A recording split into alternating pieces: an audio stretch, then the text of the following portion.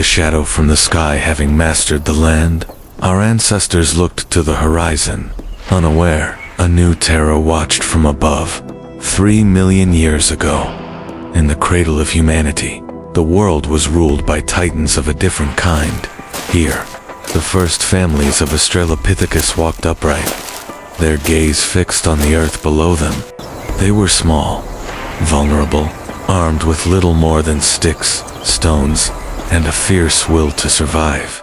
But their greatest threat was not the prowling cat or the lurking reptile. It was a shadow in the sun. An immense eagle, with a wingspan rivaling a small aircraft, was the undisputed apex predator of the sky.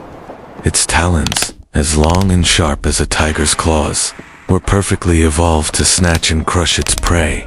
For this flying hunter, the small, slow-moving hominids were an easy and frequent source of food. A young mother, Laia, knew this fear intimately. She never let her small child stray from her side. She taught him to watch the sky, to recognize the shape of death that soared on the thermal winds. Her mate, Kael, and the others developed a strategy. They moved in tight groups, a shield of bodies. They learned to use the acacia thorns for cover, a thorny fortress against the winged menace from above. One sweltering afternoon, a moment of distraction was all it took for the eagle to see its chance. The great bird folded its wings and dropped from the sky, a silent, feathered missile of destruction.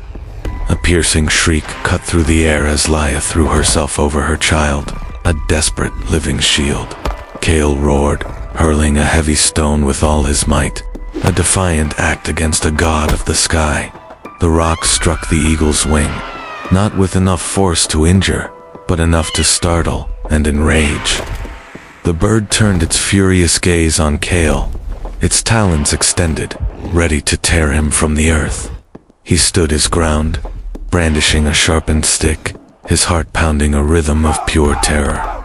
The clan rallied, a chorus of shouts and a volley of rocks, their collective courage their only weapon. Outnumbered and facing a strange, unified defiance, the eagle hesitated, then chose an easier meal with a powerful beat of its enormous wings. It climbed back into the sky, leaving fear in its wake. They had won the battle, but the war for the sky was far from over. They would always have to look up. This constant threat from above would forge their ingenuity and bind them together for survival. But as they mastered the challenges of the savanna, a new force was gathering on the world's horizon. The great ice sheets began their slow, relentless advance, promising a new and far colder struggle.